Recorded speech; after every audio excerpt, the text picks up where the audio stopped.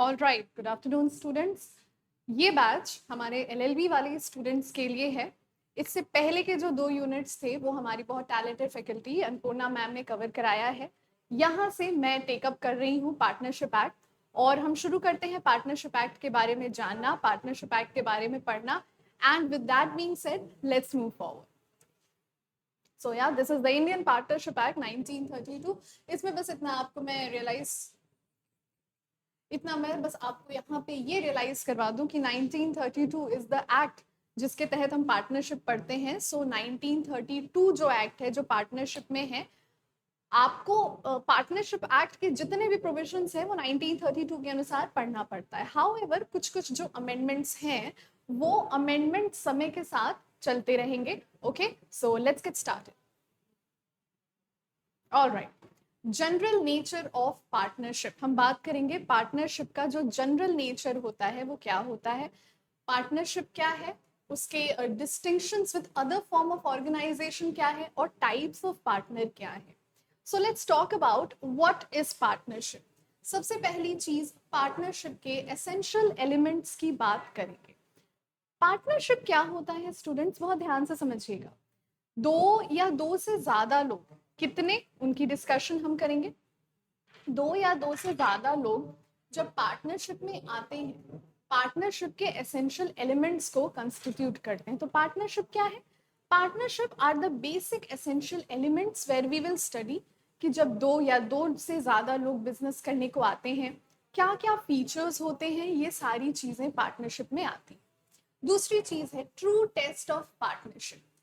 True test of partnership में हम cover करेंगे कि पार्टनरशिप बिजनेस का जो पराकाष्ठा है, जो एपिटमी है, कहाँ से ये हम डिटरमाइन करें, what is the burden of proof, जिसको देख के हम ये डिटरमाइन कर सकते हैं कि ये पार्टनरशिप का ट्रू टेस्ट है, ट्रू एंड फाइन टेस्ट है। ओके, दूसरी चीज, distinctions with other form of organisation, joint stock company, club, Hindu undivided family, co ownership and association. ये कुछ अन्य प्रकार के एसोसिएशन हैं, कुछ अन्य प्रकार की संस्थाएं हैं जिनके तहत हम पार्टनरशिप को कवर करते चलते हैं। ठीक है, और टाइप्स ऑफ पार्टनर्स, हमने जिस पार्टनरशिप की बात करनी है तो पार्टनर्स भी कई अलग अलग प्रकार के होते हैं, पार्टनर्स के टेन्योर भी अलग अलग प्रकार के होते हैं।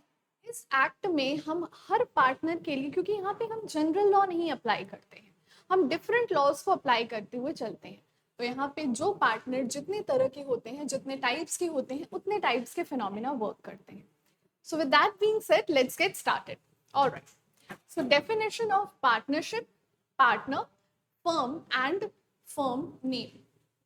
ध्यान से समझेंगे इसे, इसकी जितनी भी डेफिनेशंस हैं वो क्या कहती हैं। Partnership is the relation between persons who have agreed to share the profits of a business carried on by all or any one of them acting for all.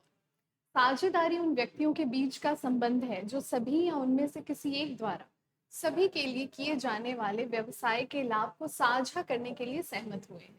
जिन व्यक्तियों ने एक दूसरे के साथ साझेदारी की है उन्हें व्यक्तिगत रूप से साझेदार और सामूहिक रूप से फर्म कहा जाता है, और जिस नाम से उनका व्यवसाय चलाया जाता है उसे फर्म नाम कहा जाता है। देखिए, बहुत ही सरल डेफिनेशन है, इसमें कुछ भी रॉकेट साइंस नहीं है, मगर इनमें दो चीजों को यहाँ हाईलाइट कर दिया गया। पहली क्या चीज थी कि पार्टनर नेम इंडिविजुअली, व्यक्तिगत रूप में हम पार्टनर शब्द का इस्तेमाल करते हैं।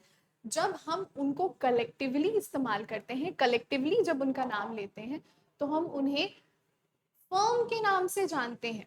मतलब जैसे एक कलेक्टिव नाउन होता है and one is the singular noun. तो सिंगुलर नाउन जो होता है जिसमें आउल, उल्लू को सिंगुलर नाउन में आउल कहते हैं, मगर कलेक्टिव नाउन में उसको पार्लियामेंट कहते हैं। ठीक इसी तरह अगर हम सिंगुलर इंडिविजुअल्स की बात कर रहे हैं तो वो पार्टनर्स कहलाएंगे, बट जब हम पार्टनर्स के समूह की बात कर रहे हैं तो फिर वो हमारे लिए फर्म कहलाते हैं। ठीक है, आगे बढ़ते हैं इसमें। हाँ, एक और चीज आप जरा गौर फरमाइए, एक बात यहाँ लिखी हुई बड़ी इंपॉर्टेंट, कि वो लोग जो प्रॉफिट बिजनेस का है उसको शेयर करने के लिए साथ आते हैं, चाहे एक व्यक्ति द्वारा सारी एक व्यक्ति सबका रिप्रेजेंटेटिव है और सारे लोग एक व्यक्ति के भी रिप्रेजेंटेटिव हैं। ये बहुत यूनिक फीचर है पार्टनरशिप का। 4 लोगों का फर्म है, अगर उनमें से एक व्यक्ति भी किसी मीटिंग में किसी कॉन्ट्रैक्ट में साइन कर देता है तो वो बाकी 3 लोग भी उससे बाध्य हो जाते हैं। या 3 लोग हैं, एक व्यक्ति नहीं मौजूद है, बट वो 3 लोग अगर किसी कॉन्ट्रैक्ट पे साइन कर देते हैं तो वो व्यक्ति भी बाध्य हो जाता है। तो प्रॉफिट्स, लॉसेस, कैपिटल रेशियो, ये सारी चीजें जो होती हैं ये पार्टनरशिप में एक अग्रीड रेशियो में लाई जाती हैं। पार्टनरशिप का एक बहुत अहम डॉक्यूमेंट होता है पार्टनरशिप डीड। आगे आने वाले लेक्चर में हम उसे भी देखेंगे। मुझे उम्मीद है ये क्लियर होगा आपको। आगे बढ़ते हैं। The definition of a partnership contains the following 5 elements which must coexist before a partnership can come into existence. Partnership की डेफिनेशन में 5 ऐसे एलिमेंट्स भी कवर किए जा सकते हैं जो पार्टनरशिप में एग्जिस्टेंस में आते हैं। सबसे पहली चीज, पार्टनरशिप एक या एक से ज्यादा व्यक्तियों द्वारा लाया गया एक एसोसिएशन है, एक संस्था है। दूसरी चीज, पार्टनरशिप एक अग्रीमेंट के तहत बनाई जाती है जिसमें जितने भी व्यक्ति हैं, जो भी व्यक्ति, यही अग्रीमेंट की मैं अभी कुछ देर पहले बात करी थी स्टूडेंट्स की, हमारे पास पार्टनरशिप डीड होता है एक। अब ये जो पार्टनरशिप डीड होता है ना, इस पार्टनरशिप डीड के तहत जो पार्टनर्स होते हैं उनके राइट्स, उनके प्रिविलेजेस, उनके क्या अधिकार रहेंगे, उनको क्या कर्तव्य, क्या दायित्व रहेंगे, ये सारी चीजें बताई जाती हैं। तीसरा है, partnership is organised to carry on some business. जाहिर है अगर इतने सारे लोग एक साथ एग्जिस्टेंस में आ रहे हैं, बिजनेस करने को आ रहे हैं, तो ये लोग साथ में क्यों आ रहे हैं? कोई ना कोई एक बिजनेस होगा, और बिजनेस है तो बिजनेस का कोई ना कोई मोटिव है। ये जो अग्रीमेंट है ये बिजनेस के प्रॉफिट्स को शेयर करने के लिए होता है। The business must be carried on by all और any one of them acting for all. जैसा कि मैंने बताया। अच्छा, इस फीचर को ना, ये जो फीचर लिखा हुआ है कि एक सबके लिए और सब एक के लिए, इस फीचर को हम म्यूचुअल एजेंसी का भी नाम देते हैं। ठीक है, म्यूचुअल एजेंसी का भी नाम देते हैं हम। क्यों? क्योंकि एक व्यक्ति सबके लिए और सारे लोग एक व्यक्ति के लिए। बात समझ में आगे बढ़ते हैं इसमें। We shall now discuss the aforesaid elements one by one. सबसे पहली चीज, association of two or more persons, दो या दो से ज्यादा लोगों की जो एसोसिएशन है उसकी बात करेंगे। पार्टनरशिप में हम दो या दो से ज्यादा लोग होते हैं, एक अकेला व्यक्ति पार्टनरशिप नहीं कर सकता है। और अगर एक अकेला व्यक्ति कोई बिजनेस कर रहा है तो हमने पढ़ रखा है उसको हम क्या कहते हैं? उसको हम सोल प्रोप्राइटरशिप कहते हैं। तो single person can not become a partner. How is it even possible? क्या एक व्यक्ति, क्या आप अपने आप को पार्टनर बना सकते हो किसी फॉर्म में? नहीं। पार्टनर शब्द का ही मतलब है कि कोई एक और होना चाहिए। ठीक है, तो पहली जो चीज यहाँ पे की गई है, association of two or more than two persons. Partnership is an association of two or more than two persons. Again, only persons recognized by law can enter into the agreement of partnership act. अब यहाँ पे आपको contract act की थोड़ी सी जानकारी होना बहुत जरूरी है। क्या लिखा गया है? केवल वो लोग जो कानूनी रूप से ऑथराइज्ड हैं हमारे कानून में, हमारे भारत के कानून में, ऐसा व्यक्ति जो कोई क्राइम, कोई बहुत बड़ा क्राइम किया हो, ऐसा व्यक्ति जो मानसिक स्थिति जिसकी खराब हो, ऐसा व्यक्ति जिसकी उम्र 18 साल से कम हो, और ऐसा व्यक्ति जो दिवालिया घोषित कर दिया गया हो, इंसॉल्वेंट घोषित कर दिया गया हो, ऐसे लोग पार्टनरशिप एक्ट में नहीं आ सकते। ठीक है, वही लिखा गया है, can enter into an agreement of partnership. Therefore, a firm, since it is not a person recognized in the eyes of law, cannot be a partner.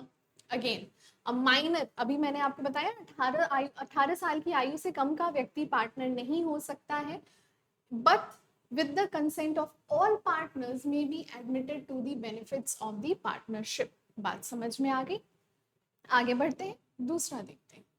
The partnership is silent. ये है एक बहुत ही इंपॉर्टेंट प्रोविजन, और मुझे उम्मीद है कि इस प्रोविजन से बहुत सवाल फंसेंगे, कम से कम 2 तो फंसेंगे। देखिए, a partnership act is silent about the maximum number of partner partnership act जो है वो कुछ नहीं कहता है कि पार्टनर्स के मैक्सिमम नंबर कितने रहेंगे, मगर सेक्शन 464 कंपनी का क्या कहता है कि पार्टनर्स जो हैं किसी भी फर्म में 50 से ज्यादा नहीं रहेंगे।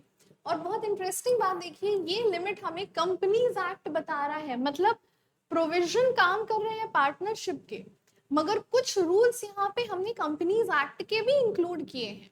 और ये सेक्शन इंपॉर्टेंट है, सेक्शन 464, और लिमिट इंपॉर्टेंट है 50 की। ओके, चलिए आगे बढ़ते हैं इसमें। Agreement, it may be observed that partnership must be the result of an agreement between two or more persons। ये जो पार्टनरशिप होता है ना, ये दो या दो से ज्यादा व्यक्तियों का अग्रीमेंट होना चाहिए, दो या दो से ज्यादा लोगों का अग्रीमेंट होना चाहिए। There must be an agreement entered into by all the persons concerned. This element relates to voluntary contractual nature of partnership. Thus, the nature of partnership is voluntary and contractual। दो शब्द लिया गया है और इन दोनों शब्द की डिस्कशन करेंगे हम, बिकॉज दिस इज इंपॉर्टेंट। आइए देखते हैं।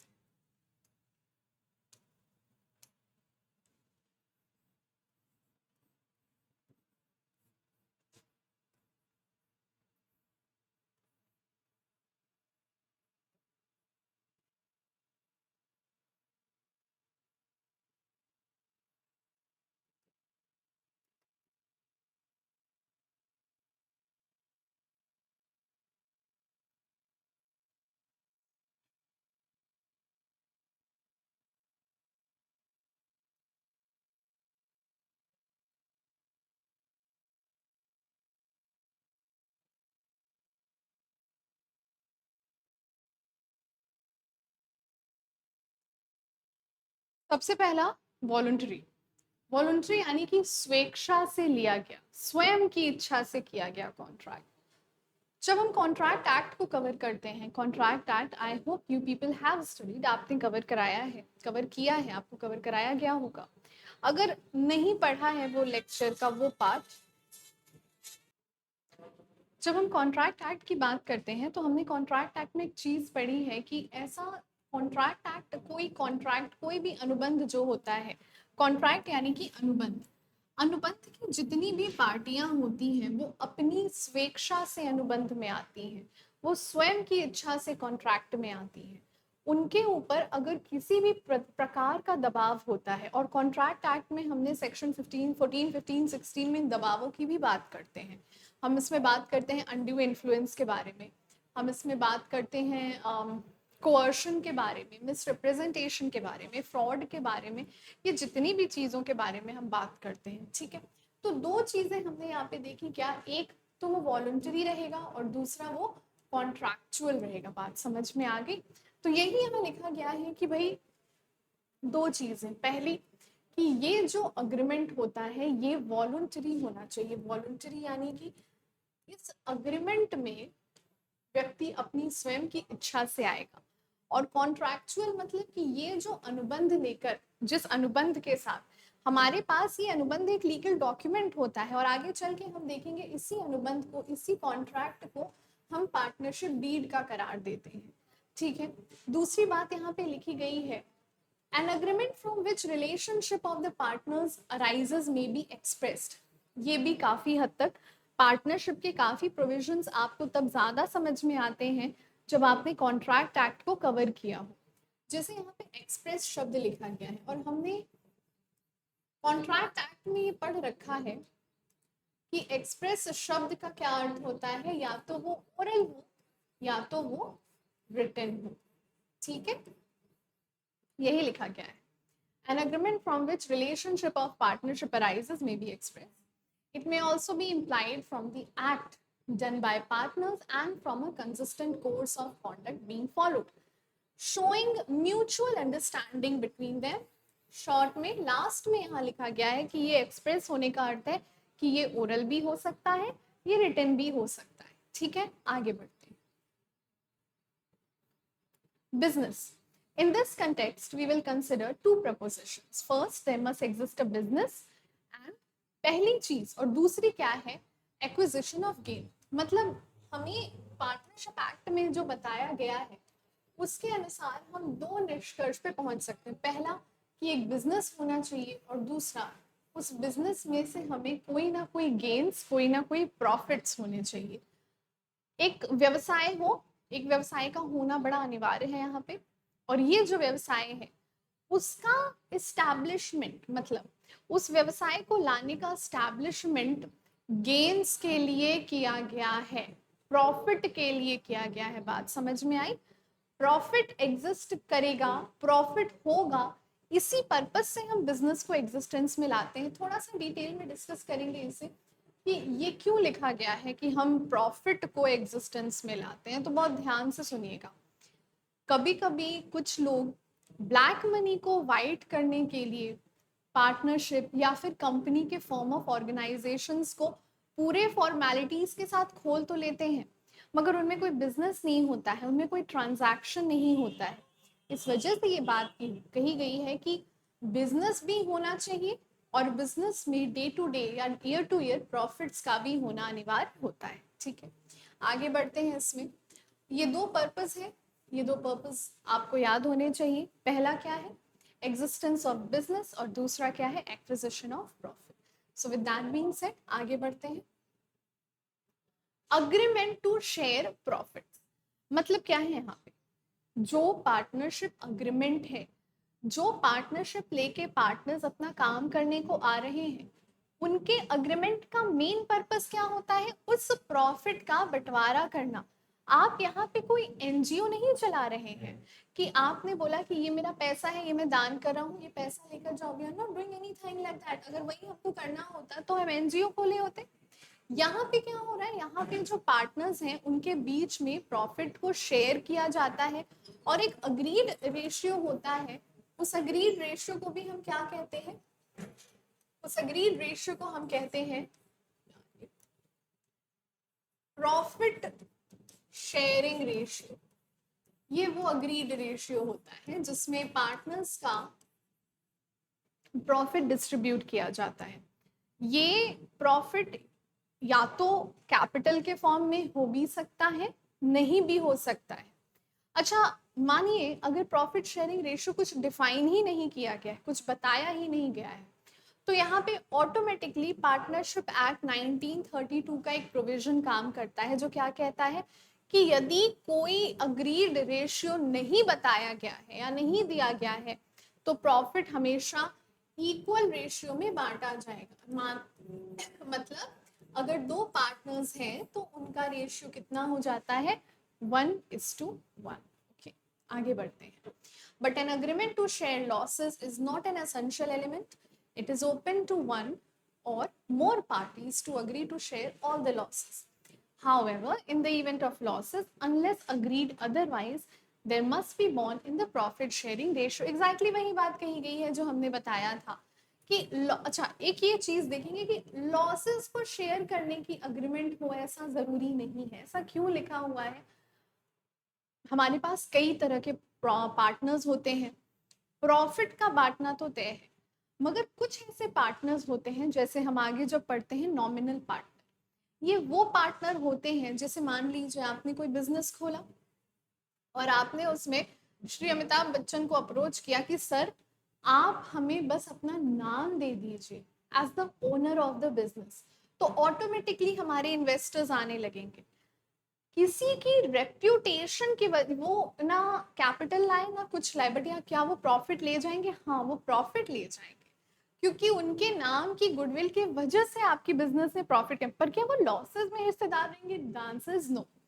तो हमारे पास एक तो ये नॉमिनल पार्टनर, एक हमारे पास ऐसे भी पार्टनर होते हैं जिन्हें हम मिनिमम प्रॉफिट की गारंटी के साथ लेकर आते हैं। तो वो लॉसेस नहीं शेयर करेंगे। अगर लॉसेस हो गए फर्म में या कम प्रॉफिट हुए फर्म में, तो जितने पार्टनर्स अभी हैं बिजनेस में, वो उनको अपने प्रॉफिट्स में से निकाल कर देते हैं जितना उनका पैसा कम पड़ता है। तो लॉसेस को शेयर करने के लिए अलग अलग प्रोविजंस दिए गए हैं। ठीक है, तो an agreement to share losses is not an essential element.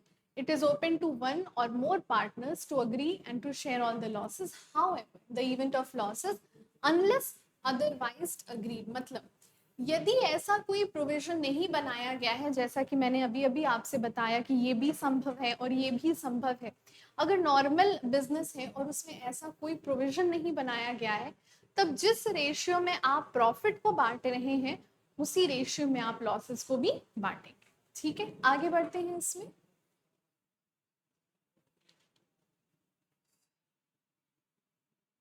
एक एग्जाम्पल दिया गया है हमें, co-owners of who share amongst themselves the rent derived from a piece of land are not partners because they do not exist in any business। अभी जो partner के दो important features का जिक्र मैंने आपसे किया, उसमें पहली चीज क्या लिखी थी कि बिजनेस का होना अनिवार्य है, प्रॉफिट का होना एक दूसरी बात थी। और सही बात है, जब बिजनेस होने लगेगा तब तो प्रॉफिट होगा। यहाँ पे लिखा गया है कि एक जमीन पे दो किराएदार रह रहे हैं और वो सेम किराया अगर भर रहे हैं, क्या वो पार्टनर्स हैं? The answer is no, they are not partners. Why? Because their organisation is not in a business form. वो साथ में आके कोई व्यवसाय नहीं कर रहे हैं, वो सेम जगह पे रेंट रह रहे हैं और सेम जगह का रेंट दे रहे हैं बस। तो सेम जगह पे रहने पे और सेम जगह दो लोगों का ऑफिस होने से, रेंट भरने से वो प्रॉफिट के हिस्सेदार नहीं हो जाएंगे सॉरी, पार्टनरशिप के साझेदार नहीं हो जाएंगे। दूसरा एग्जाम्पल है, charitable institution may be floated in partnership act, यानी कि किसी भी तरह का चैरिटेबल इंस्टीट्यूशन पार्टनरशिप में नहीं कन्वर्ट हो सकता है। No charitable institution can be converted in partnership act. Okay, आगे बढ़ते हैं। X and Y buy certain bales of cotton which they agree to sell on their joint account and to share the profits equally. In these circumstances, X and Y are partners in respect of such cotton business। अब यहाँ पे है हमारा business, क्योंकि X and Y दो लोग हैं जो कॉटन कपास बेचने के व्यापार में आए और उस व्यापार से उनको जो आमदनी हो रही है वो उसको प्रॉफिट के फॉर्म में शेयर कर रहा है। आई होप पार्टनरशिप का नेचर आपको काफी हद तक क्लियर हो गया होगा। आगे बढ़ते हैं इसमें। Business carried on by all और any one of them acting for all. Students, अभी मैंने समझाया आपको, और जब मैंने आपको ये समझाया तो मैंने आपको एक छोटी सी चीज बताई थी। क्या बताया था? कि ये जो फीचर है ना, कोई किसी को रिप्रेजेंट कर रहा है, एक व्यक्ति पूरे फर्म को रिप्रेजेंट कर रहा है, एक फर्म सारे व्यक्तियों को रिप्रेजेंट कर रही है, इसको म्यूचुअल एजेंसी का नाम देते हैं।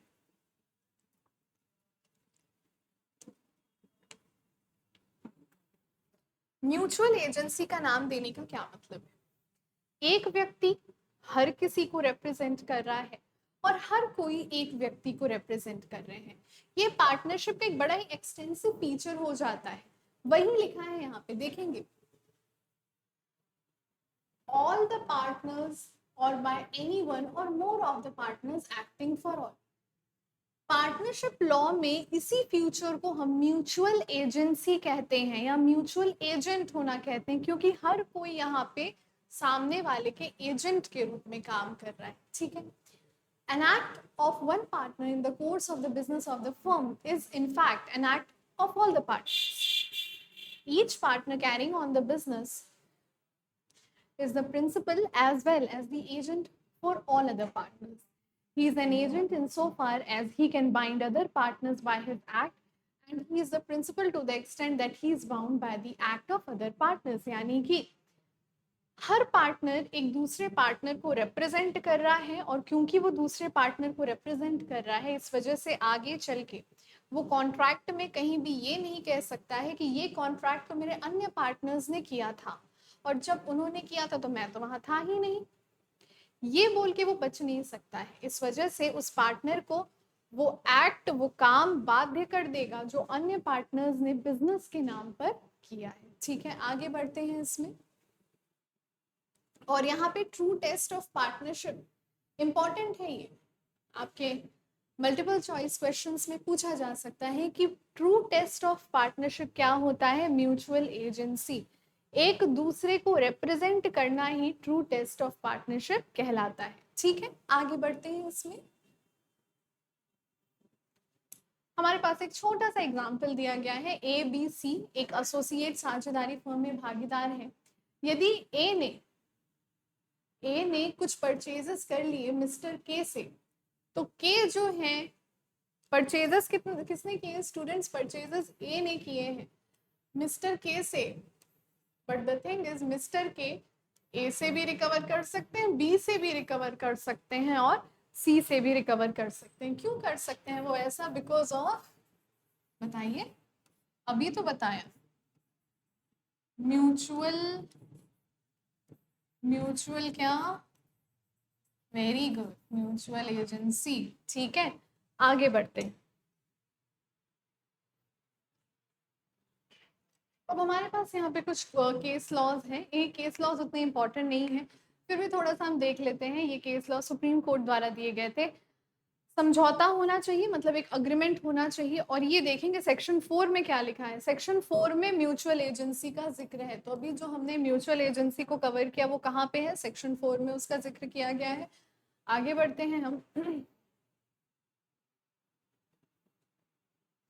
This is interesting, the fact that the exclusive power and control by agreement of the parties is vested in one partner, or the further circumstance that only one partner can operate the bank account or borrow on behalf of the firm are not destructive of the theory of partnership. The two essential conditions mentioned earlier are satisfied. अच्छा, यहाँ पे ये चीज लिखी गई है जो मैं पार्टनरशिप डीड की बात कर रही थी। आपको ये याद होना चाहिए कि पार्टनरशिप अग्रीमेंट को पार्टनरशिप डीड भी कहते हैं। ये तथ्य कि पार्टियों के समझौते से अन्य शक्तियों नियंत्रण एक भागीदार निहित है। अन्य परिस्थिति में केवल एक भागीदार ही बैंक खातों का संचालन कर सकता है या फर्म की ओर से उधार ले सकता है, साझेदारों के सिद्धांत को नष्ट नहीं करती है। यानी कि क्या कोई पार्टनर लोन भी ले सकता है फर्म से? The answer is yes. कोई पार्टनर फर्म से लोन ले भी सकता है और कोई पार्टनर फर्म को लोन दे भी सकता है। वहां पे फिर वो लोन वाली स्थिति में फर्म का केवल एक पार्टनर नहीं रहेगा। अगर उसने फर्म से लोन लिया है तो वो फर्म का क्रेडिटर भी कहलाता है। आगे बढ़ते हैं इसमें। ट्रू टेस्ट ऑफ पार्टनरशिप का हमने बात किया, सेक्शन 6 में भी ये बात को लिखी गई है कि ट्रू टेस्ट ऑफ पार्टनरशिप होती है म्यूचुअल एजेंसी।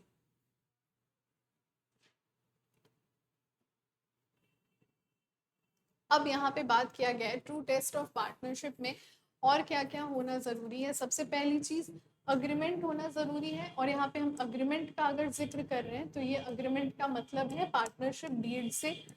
अग्रीमेंट में प्रॉफिट्स को शेयर करने का जिक्र होना चाहिए, मतलब एक प्रॉफिट शेयरिंग रेशियो भी उसमें प्रोवाइडेड होनी चाहिए और म्यूचुअल एजेंसी होनी चाहिए। तो हमें क्या यहाँ पे 3 इंपॉर्टेंट आंसर्स क्या मिले। पहली चीज कि पार्टनरशिप डीड का होना चाहिए, दूसरा प्रॉफिट शेयरिंग रेशियो का होना चाहिए और तीसरा हमारी म्यूचुअल एजेंसी भी होनी चाहिए। आगे बढ़ते हैं इसमें। Agreement partnership is created by agreement and not by status. Section 5, the relation of partnership arises from contract and not from status, and in particular the members of HUF carrying on family business। मतलब यहाँ पे क्या लिखा गया है, status का क्या अर्थ है इधर। देखिए, हो सकता है मिस्टर ABCD एक पार्टनर में थे और मिस्टर सी का देहांत हो गया, तो पार्टनर्स मिस्टर सी का एक पुत्र था या एक पुत्री थी, मतलब एक वारिस था। उसने क्या क्लेम किया कि क्योंकि सी की डेथ हो गई है तो अब से मैं आपके पार्टनरशिप फर्म का एक लीगल पार्टनर बनता हूं। The answer is no. यही लिखा गया है यहाँ पे कि पार्टनरशिप का होना, पार्टनर का पार्टनरशिप फर्म में होना, ये एक अग्रीमेंट के तहत रहेगा, ना कि क्योंकि कोई एक पार्टनर का पुत्र है या पुत्री है तो वो पार्टनर बन जाएगा। It does not arises from the status, it does not arises from inheritance, it does not arises genetically। ये हिंदू अनडिवाइडेड फैमिली का बिजनेस नहीं है। हिंदू अनडिवाइडेड फैमिली के बिजनेस में व्यक्ति अगर उस परिवार में पैदा हो जाता है तो बाय बर्थ वो उस बिजनेस का पार्टनर बन जाता है, जिसे को पार्टनर कहते हैं, ना कि पार्टनर। ये हिंदू अनडिवाइडेड फैमिली का बिजनेस तो है नहीं, ये तो हमारा पार्टनरशिप है। तो यहाँ पे आपकी स्टेटस बाय बर्थ नहीं होती है, बाय स्टेटस नहीं होती आपकी पार्टिसिपेशन, वो पार्टनरशिप अग्रीमेंट में आने से होती है, और ये अग्रीमेंट जिनके बीच निश्चित किया गया है उनमें है। उसके गुजर जाने पे उसके वारिस को अगर नया पार्टनर आप बनाना चाह रहे हैं तो आपको रिटन में देना पड़ेगा, वापस से एक नया पार्टनरशिप डीड रहेगा, then only, right.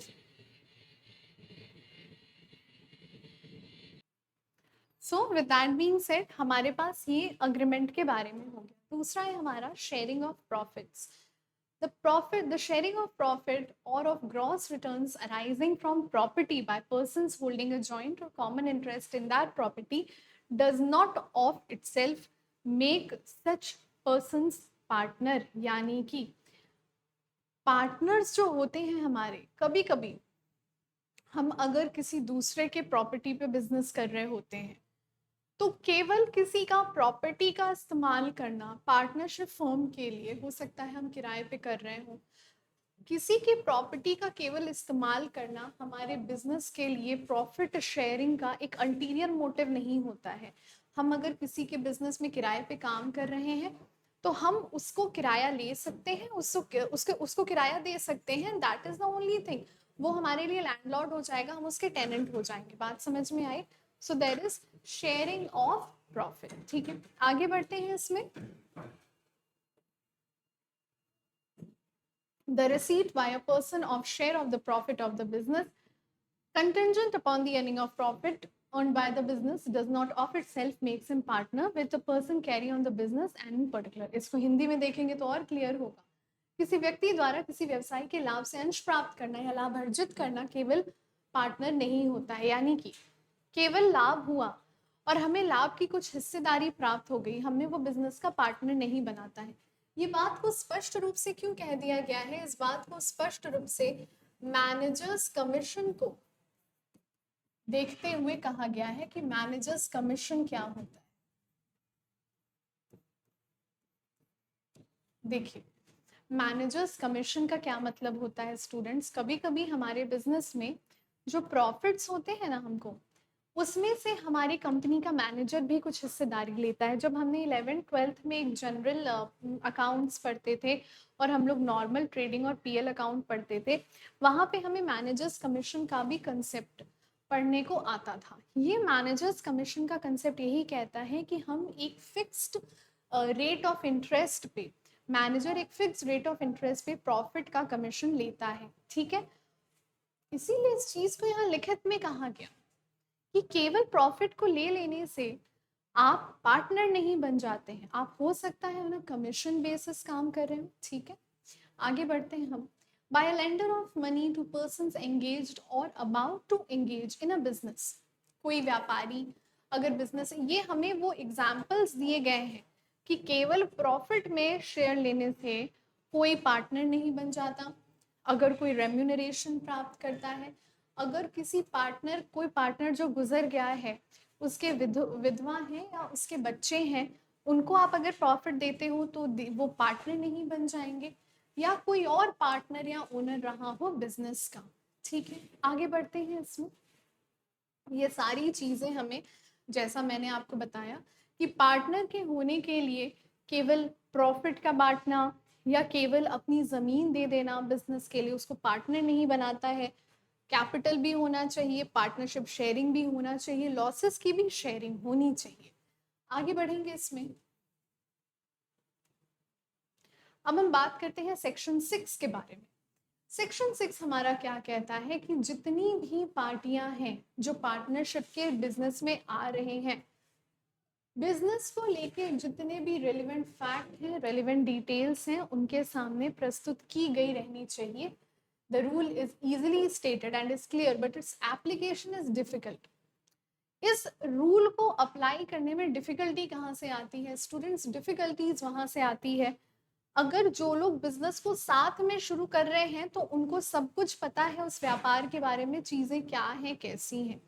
But the thing over here is कि अगर कोई बीच में घुस रहा है, admission of a new partner हो रहा है, काफी बार ऐसा संभव है कि पुराने पार्टनर्स उससे कुछ चीजें छिपा के रखें, कुछ सीक्रेट रिजर्व्स रखें जिसमें से उसको हिस्सेदारी ना देनी पड़े। तो सेक्शन 6 हमारा यही कह रहा है कि पार्टियों के बीच संबंध तय करने और साझेदारी के अस्तित्व का पता लगाने के लिए सभी प्रासंगिक तथ्यों जैसे लिखित या मौखिक समझौता, पक्षों का वास्तविक इरादा और आचरण, अन्य आसपास की परिस्थितियां आदि के संचयी प्रभाव पर विचार किया जाना चाहिए। मतलब बिजनेस में अगर कोई नया पार्टनर आ रहा है तो उसको ये सुनिश्चित कर लेना चाहिए। भाई वो कहाँ से सुनिश्चित कर पाएगा?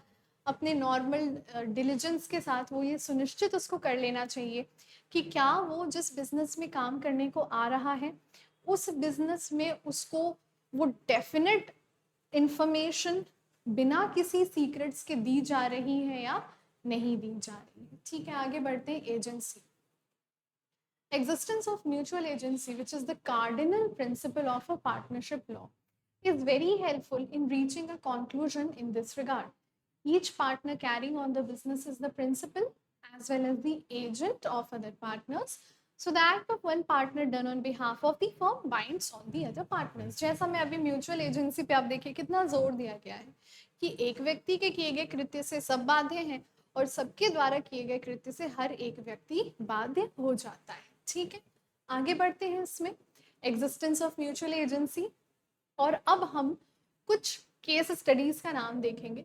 खैर ये केस स्टडीज में ज़्यादा केस स्टडीज नहीं लेकर आई हूँ आपके लिए, मगर हाँ इन केस स्टडीज का पढ़ना हमारे लिए इसलिए इम्पोर्टेंट है क्योंकि इन केस स्टडीज में एक लैंडमार्क जजमेंट्स दिए गए हैं। लैंडमार्क जजमेंट मतलब वो जजमेंट्स जिसके तहत फिर प्रोविजंस ही चलने लगे, जिसके तहत से हमारे नियम कानून फॉलो होने लगे। देखेंगे जरा, शांति Ranjan Das Gupta versus दशरन मुर्जमुल, supreme court का केस था ये। इसमें सुप्रीम कोर्ट ने 3 कॉन्क्लूजन्स दिए कि कोई भी पार्टनरशिप फर्म में weighed upon the Supreme Court to reach the conclusion that there is no partnership between the parties.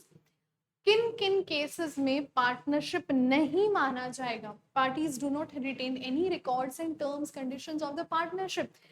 Partnership business है और हम उस बिजनेस के पार्टनर हैं, इसका हमारे पास कोई लिखित सबूत नहीं है जो हम कोर्ट के सामने पेश कर सके।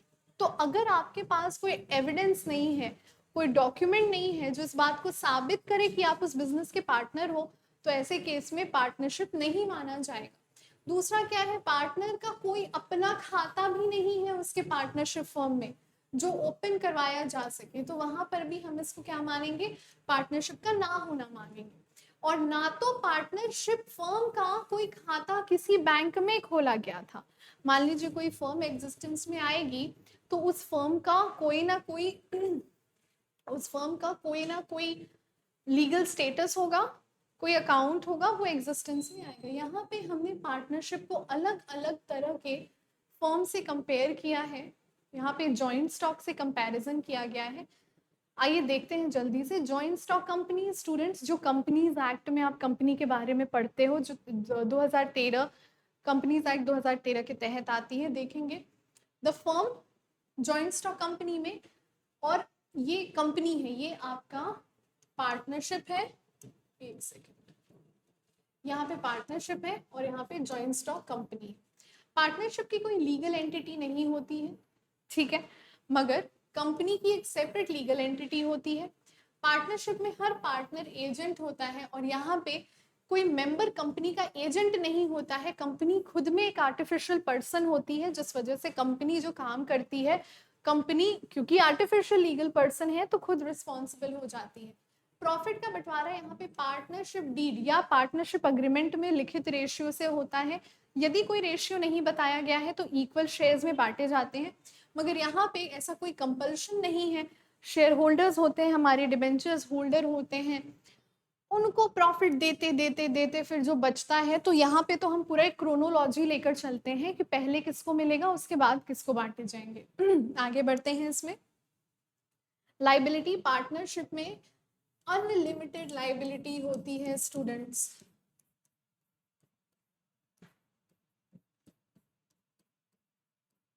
अनलिमिटेड लाइबिलिटी होने का क्या अर्थ है कि पार्टनर्स पर्सनली भी लाइबल होते हैं। हालांकि पर्सनली लाइबल होते हैं, यानी उनके पर्सनल एसेट भी बेचे जा सकते हैं। हालांकि एलएलपी एक्ट 2008 आया था, लिमिटेड लाइबिलिटी पार्टनरशिप एक्ट 2008 आया था, जिसमें फिर हमने जाकर ये पार्टनरशिप की बात की थी। दूसरी चीज होती है प्रॉपर्टी। जॉइंट स्टेट होता है सारे पार्टनर्स का, और दूसरा होता है कि हमारा सेपरेट होता है, हमारे जो भी डिविडेंड्स वगैरह होते हैं ना वो सेपरेट होते हैं इस प्रॉपर्टी में। दूसरी चीज है ट्रांसफर ऑफ शेयर। शेयर्स की जो share in a partnership can not be transfer without the consent of all the partners. Partners के कंसेंट के बिना शेयर्स की ट्रांसफर नहीं कर सकते हैं। कंपनी में हो सकता है क्या? कंपनी में ट्रांसफर के प्रोविजंस है, उन प्रोविजन को अगर हम फॉलो करके चल रहे हैं तो हो सकता है। एक इंपॉर्टेंट चीज, पार्टनरशिप का पंजीकरण इंपॉर्टेंट नहीं है, मगर अभी हम आगे पढ़ेंगे। पंजीकरण इंपॉर्टेंट नहीं है बोल दिया, मगर अगर पंजीकरण नहीं कराते हैं आप तो कुछ कॉन्सिक्वेंसेस होते हैं, और वो कॉन्सिक्वेंसेस कोई पार्टनरशिप फर्म नहीं झेलना चाहता है। मगर लिखित में क्या कहा गया कि इनका पंजीकरण इंपॉर्टेंट नहीं है, कंपनी फॉर्म का पंजीकरण इंपॉर्टेंट होता है। एक और चीज देखेंगे, सेक्शन 464 ने कहा कि किसी भी पार्टनर में 100 से ज्यादा लोग नहीं होने चाहिए। स्टूडेंट्स का डाउट है, अभी तो आपने 50 पढ़ा है, अभी 100 कैसे हो गए? स्टूडेंट्स 2013 में पहले 100 था, अब 2015 में कंपनी रूल ने इसको 50 पे लिमिट कर दिया। एक साल के लिए एक ये विंडो खुला था जिसमें 100 हो सकते थे, 14 में उस विंडो को बंद कर दिया गया। और प्राइवेट कंपनी में 200 मेंबर्स हो सकते हैं, और पब्लिक कंपनी में अनलिमिटेड मेंबर्स हो सकते हैं। ठीक है, इसके बाद पार्टनरशिप और एक क्लब की डिस्कशन हुई है। पार्टनरशिप एक एसोसिएशन ऑफ पर्सन है जिसका मेन ऑब्जेक्टिव प्रॉफिट को अर्न करना है। क्लब एसोसिएशन ऑफ पर्सन तो है, पर इसका ऑब्जेक्ट प्रॉफिट अर्न करना नहीं होता है। ये जनरली अपने मेंबर्स को कोई ना कोई सुविधा देने को प्रोवाइड होती है, जैसे बैडमिंटन क्लब, क्रिकेट क्लब, ऐसा कुछ। रिलेशनशिप पार्टनर्स यहाँ पे म्यूचुअल एजेंट होते हैं, यहाँ पे पार्टनर्स म्यूचुअल एजेंट नहीं होती है, बाद ही नहीं होते हैं। पार्टनरशिप का इंटरेस्ट है, जो प्रॉपर्टी है फर्म की, इनका इंटरेस्ट नहीं है। आज कोई कहीं क्लब का मेंबर था, फिर वो किसी और क्लब का मेंबर हो गया। और dissolution, change in the partners of the firm affect the existence. Partners के जाने से फर्म में काफ़ी बदलाव आते हैं, और कई बार इसमें बहुत लिखा पढ़ी इन्वॉल्व होती है। क्लब में मेंबर के आने से या मेंबर के जाने से कोई बहुत इंपॉर्टेंट बदलाव नहीं पड़ते हैं। हिंदू अनडिवाइडेड फैमिली, इसमें मैंने बात की थी अभी आपसे कुछ देर पहले। पार्टनरशिप में हम अग्रीमेंट के तहत आते हैं, हिंदू अनडिवाइडेड फैमिली में बाय बर्थ वो स्टेटस होता है। पार्टनरशिप में मेंबर के मर जाने पर पार्टनरशिप डिसॉल्व हो जाती है, एक नई पार्टनरशिप एग्जिस्टेंस में आती है। हिंदू अनडिवाइडेड फैमिली पे ऐसा कुछ नहीं होता है। और इसके बाद मैनेजमेंट पार्टनर्स की पार्टनरशिप में डिपेंड करता है, भाई सारे पार्टनर्स एक साथ ले सकते हैं, कोई एक पार्टनर जो बहुत ज़्यादा इन्वॉल्व है वो ले सकता है। यहाँ पे करता होता है, इसका जिक्र किया था मैंने, जो हेड होता है हिंदू अनडिवाइडेड फैमिली का, उसके द्वारा निर्णय लिए जाते हैं। आगे बढ़ते हैं हम, और यहाँ पे हम पार्टनरशिप वर्सेस को ओनरशिप और जॉइंट ओनरशिप। पार्टनरशिप का या को ओनरशिप का होने का मतलब ये है, को ओनरशिप का क्या मतलब होता है? एक पिता है, उनकी 2 संतानें हैं, ठीक है, पुत्र पुत्री, अब तो सबको समान अधिकार है। 2 संतानें हैं, तो बस क्योंकि उस पिता से 2 संतानें हैं, उन दोनों संतानों का ये अधिकार हो जाता है कि वो उस प्रॉपर्टी पे बराबर के हिस्सेदार होते हैं। अब चाहे उनमें से कोई एक प्रॉपर्टी छोड़ दे, चाहे विवाद हो जाए, चाहे एक की मृत्यु हो जाए, तो जो बचा उसी का सब कुछ हो गया। पार्टनरशिप में ऐसा नहीं होता है। पार्टनरशिप में इनहेरिटेंस का लॉ नहीं काम करता है। पार्टनरशिप में जो लॉ काम करता है वो एक अग्रीड प्रॉफिट शेयरिंग रेशियो के हिसाब से काम करता है। आगे बढ़ेंगे इसमें, और अब हम बात करते हैं हमारे पास कितने तरह के पार्टनरशिप अवेलेबल हैं। What are the different kinds of partnerships which are available.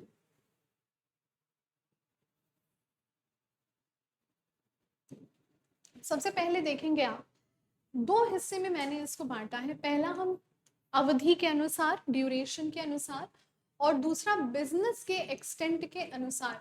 क्या यही 2 डिविजन्स हैं? नहीं, डिविजन्स तो इससे भी बड़े बड़े होते हैं, मगर सवाल जिन डिविजन से आता है वो यही 2 होते हैं। एक होता है ड्यूरेशन और दूसरा होता है extent of business. Let's have a look at it. जब हम इसमें आगे देखते हैं तो सबसे पहले हम बात करेंगे जो पार्टनरशिप ड्यूरेशन के अनुसार होती है, पार्टनरशिप एट विल और पार्टनरशिप एट फिक्स पीरियड। देखेंगे जरा, पार्टनरशिप विल का जिक्र सेक्शन 7 में किया जाता है। सेक्शन 7 में लिखा गया है कि वो पार्टनरशिप जिनका कोई फिक्स्ड पीरियड नहीं है, और अगर जाने यहाँ पे तो हम कहना चाह रहे हैं जो परमानेंट पार्टनरशिप है, जिनमें पार्टनर्स इस नियत से आते हैं साझेदारी का व्यापार करने कि हम सदैव सदैव के लिए अपना बिजनेस करेंगे, तो उसको हम कहते हैं पार्टनरशिप एट विल। यहाँ पे कोई ऐसा प्रोविजन नहीं है जो कितने समय तक पार्टनरशिप व्यापार काम करेगा इसको लिख कर दे। तो ऐसी पार्टनरशिप को हम कहते हैं पार्टनरशिप एट विल। जब इसमें आगे बढ़ते हैं हम, तो हमारा दूसरा है ऐसे केसेस में दो कंडीशन सेटिस्फाई होनी चाहिए। किसमें? विल के पार्टनरशिप में दो कंडीशन सेटिस्फाई होना चाहिए। पहली चीज, when partnership but where is an agreement between the partners for either duration of the partnership determination, the partnership is not at will। मतलब पार्टनरशिप एट विल के लिए जो दो कंडीशंस का सेटिस्फाई होना जरूरी है, सबसे पहला है कि पार्टनरशिप अग्रीमेंट तो है, मगर पार्टनरशिप अग्रीमेंट में कहीं भी किसी भी तरह से हमें ये नहीं लिख कर दिया गया है, पार्टनरशिप अग्रीमेंट में हमें किसी भी तरह से, हाँ जी, तो मैं बात कर रही थी पार्टनरशिप एट विल के बारे में। तो पार्टनरशिप एट विल के बारे में मैंने बोला कि पहली चीज़ तो एक अग्रीमेंट होना चाहिए, और दूसरा है कि there should be a definite and indefinite time limit. सामने पार्टनर्स को भी नहीं पता है, हो सकता है वो जब तक जीवित है वो पार्टनरशिप करें, मगर यही चीज़ अगर नहीं प्रेजेंट है, मतलब एक टाइम लिमिट बता दी गई है, तब ऐसे पार्टनरशिप को हम क्या कहते हैं? ऐसे पार्टनरशिप को हम फिक्स्ड पार्टनरशिप कहते हैं, जहाँ पे पार्टनर्स एक टर्म के लिए, समय काल के लिए एग्जिस्टेंस में आ रहे हैं, और उसके बाद वो एग्जिस्टेंस में नहीं आ रहे हैं, तो उसे हम क्या कहते हैं? फिक्स पार्टनरशिप कहते हैं। ठीक है, आगे बढ़ते हैं इसमें। A partnership at will may be dissolve by any partner by giving notice in writing to all the other partners of his intention of dissolve the same। यानी कि क्या पार्टनरशिप एट विल कभी खत्म नहीं होगी? अनिश्चित समय के लिए है तो क्या कोई बंधुआ मजदूर बन चुका है? नहीं, ऐसा नहीं है। अगर कोई पार्टनर पार्टनरशिप एट विल है उनकी, और वो उनको खत्म करना चाहते हैं, तो वो एक नोटिस के जरिए उसको खत्म कर सकते हैं। हाँ, गौरतलब है कि एक नोटिस पब्लिकली न्यूज़पेपर में भी दी जानी चाहिए कि ये पार्टनरशिप का बिजनेस खत्म हो रहा है, समाप्त हो रहा है। ठीक है, आगे बढ़ते हैं इसमें। Partnership of a fix period, जिसका मैंने अभी आपसे जिक्र किया कि एक समय काल के लिए आएगा, और समय काल के खत्म होने पे ये पार्टनरशिप भी खत्म हो जाएगा। ठीक है, अब हम बात करते हैं पर्टिकुलर पार्टनरशिप की। तो पर्टिकुलर पार्टनरशिप का क्या मतलब होता है? फिक्स पार्टनरशिप में समय डिफाइन था कि इतने समय के लिए हम साथ आकर व्यापार करेंगे। पर्टिकुलर पार्टनरशिप में समय काल डिफाइन नहीं होता है। पर्टिकुलर पार्टनरशिप में एक वेंचर, एक पर्पस डिफाइन होता है, और उस पर्पस के साथ, उस पर्पस को लेकर जब हम बिजनेस करने को आते हैं, तो उसे क्या कहते हैं हम? Particular partnership. यानी कि जब बिजनेस में, एक पार्टनरशिप में एक काम है, एक जॉइंट वेंचर है, एक प्रोजेक्ट है जिसको करने के लिए हमारा बिजनेस एग्जिस्टेंस में आ रहा है, उसी को हमने नाम दिया है particular partnership. Where a person becomes a partner with another person in any particular adventure or undertaking, the partnership is called particular partnership. आगे बढ़ते हैं इसमें। जनरल पार्टनरशिप क्या होती है? Normal partnership. इसमें हमारा कोई एक पर्पस नहीं होता है, हम पार्टनरशिप करने आ रहे हैं, हमें इस व्यापार के लिए पार्टनरशिप करने, और व्यापार हमेशा हमेशा के लिए चल सकता है, तो हमारा पार्टनरशिप भी हमेशा हमेशा के लिए चल सकता है। हाँ, ये संभावना जरूर है कि जनरल पार्टनरशिप में फिर हमारे जो पार्टनर्स हैं, इनमें एक पार्टनर हमारा जो है ये फिक्स टाइम के लिए आ सकता है, क्योंकि अवधि की बात हो रही है ना, और बाकी विल पे हो सकते हैं जो अभी मैंने जिक्र किया। अगर अवधि की बात हो रही है तो 2 साल ये हमारे पार्टनर रहेंगे, तो इसकी संभावनाएं हैं।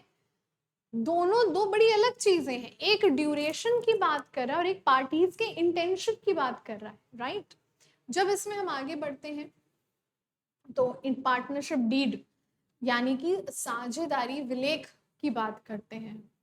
अब साझेदारी विलेख क्या होता है, पार्टनरशिप अग्रीमेंट क्या होता है, इसको जानने के लिए हमें पार्टनरशिप एक्ट 1932 के पास जाना पड़ेगा, जिसमें बताया गया है कि पार्टनरशिप विलेख का क्या काम होता है, पार्टनरशिप डीड क्यों एग्जिस्टेंस में आता है। पार्टनरशिप डीड में किसी भी पार्टनर के राइट्स, किसी भी पार्टनर की ड्यूटीज, किसी भी पार्टनर की लाइबिलिटीज का जिक्र किया जाता है, इसी को हम कहते हैं पार्टनरशिप डीड। अच्छा, अब ये पार्टनरशिप डीड में क्या लिखा गया है जरा देखेंगे। सबसे पहली चीज, it is a document in writing, लिखित रूप में होना चाहिए, जिसमें टर्म्स और कंडीशंस होने चाहिए पार्टनर्स के रिलेशन को लेकर, जिसे हम पार्टनरशिप डीड कहते हैं। It should be drafted with care, stamped according to provisions of the Stamp Act 1899। 1899 में जो स्टैंप एक्ट पारित किया गया था, उस स्टैंप एक्ट के अकॉर्डिंग इस डॉक्यूमेंट की स्टैंपिंग और ड्राफ्टिंग की जानी चाहिए। यानी अगर इसकी स्टैंपिंग और ड्राफ्टिंग स्टैंप एक्ट के अनुसार नहीं है तो भी ये डीड इनवैलिड हो जाएगा। इस डीड में क्या क्या लिखा रहता है आइए देखें। और हाँ, एक चीज ध्यान रखेंगे, पार्टनरशिप के रजिस्ट्रेशन में ये पार्टनरशिप डीड का बहुत अहम योगदान होता है। मतलब जो रजिस्ट्रेशन हम कराते हैं पार्टनरशिप का, उस डीड का, उस रजिस्ट्रेशन में इसका मुख्य योगदान होता है। पार्टनरशिप डीड में क्या क्या चीजें होती हैं? पार्टनरशिप का नाम, पार्टनर्स के नाम, ये थोड़ा सा ओवरलैप कर गया है यहाँ पे, मैं आपको बता रही हूँ, आप जरा ध्यान से सुनेंगे। पार्टनरशिप का नाम, पार्टनर्स के नाम, बिजनेस का नेचर, बिजनेस किस लिए काम में आया है, और बिजनेस का क्या स्कोप है, कहाँ तक फर्म काम करेगी, उसका वर्किंग एरिया क्या होगा, किस दिन पार्टनरशिप शुरू की गई, पार्टनरशिप क्या इनडेफिनेट टाइम के लिए है या फिक्स्ड फॉर्म है पार्टनरशिप का, ये सारी चीजें। इसके बाद कैपिटल कंट्रीब्यूशन हर पार्टनर द्वारा कितना है, प्रॉफिट शेयरिंग रेशियो हर पार्टनर का कितना है, कितना एडमिशन और रिटायरमेंट पर भुगतान या कंपनसेशन प्रोवाइड किया जाएगा, ड्रॉइंग्स और लोन्स पे रेट ऑफ इंटरेस्ट कितना है, प्रोविजंस फॉर सेटलमेंट क्या क्या है पार्टनर्स के। इसके अलावा पार्टनर के द्वारा, हर पार्टनर के द्वारा जो कैपिटल कंट्रीब्यूशन, ये तो डिस्कस कर लिया हमने। इसके अलावा पार्टनर्स को अगर सैलरी दी जा रही है, क्या पार्टनर्स को सैलरी दी जा सकती है? बिल्कुल दी जा सकती है। अगर हमारे बिजनेस में कोई सीए नहीं हमने अपॉइंट किया है, अगर हमारा एक पार्टनर ही सीए है और वो बिजनेस के भी अकाउंट्स को देख रहा है, तो यहाँ पे उसकी भी सैलरी बनती है। एंड प्रोविजंस फॉर एक्सपल्शन, क्या कभी कोई पार्टनर अगर धोखाधड़ी करते पकड़ा गया या फ्रॉड करते पकड़ा गया, तो इस सिनेरियो में उस पार्टनर के साथ क्या किया जाएगा, ये सारी चीजें पार्टनरशिप डीड में बताई जाती है। पार्टनरशिप डीड अगर हम देखें तो बहुत अहम भूमिका निभाता है। किसी भी पार्टनरशिप फर्म में पार्टनरशिप डीड के होने से उस फर्म की लेजिटिमेसी बनती है, उस फर्म की वैलिडिटी बनती है, और किसी भी विवाद के समय पे सुप्रीम कोर्ट भी पार्टनरशिप डीड को ही पहले रेफर करता है, तब जाके दोनों पक्षों की बातें सुनता है। क्योंकि पार्टनरशिप में जो चीजें लिखी गई थी, उन चीजों के आधार पे विवाद अगर है तो वो तो पहले से सॉर्ट आउट है, क्योंकि आपने पहले पहले इन चीजों पे अग्री कर लिया था। आज हमने देखा पार्टनरशिप के बारे में, बेसिक से लेकर पार्टनरशिप डीड तक हम करते आए। म्यूचुअल एजेंसी देखा हमने, प्रिंसिपल्स देखे हमने, पार्टनर्स के अलग अलग प्रकार देखे। उम्मीद करती हूँ आपको हमारा पार्टनरशिप का ये बिगिनिंग जो हमने शुरू किया है पसंद आया होगा। इसी तरह तैयारी करते रहें, और exams around the corner. This is me Sakshi, your new educator for LLB course. Partnership act कर रहे थे हम, और पार्टनरशिप के आगे के लेक्चर्स के लिए, क्योंकि ये लेक्चर हमारा यूट्यूब पे जा रहा है, जिससे आप मुझसे और मैं आपसे मुखातिब हो सके, एक दूसरे को जान सकें। आगे के लेक्चर्स के लिए आपको हमारे लॉ का बैच खरीदना पड़ेगा, जिनमें हम पार्टनरशिप से लेके कॉन्ट्रैक्ट एक्ट और जितने भी कॉर्पोरेट अलाइड लॉज हैं आप मुझसे पढ़ेंगे, और हम हर एक चीज़ को लेके चलेंगे, एग्जाम पॉइंट ऑफ व्यू से पढ़ेंगे।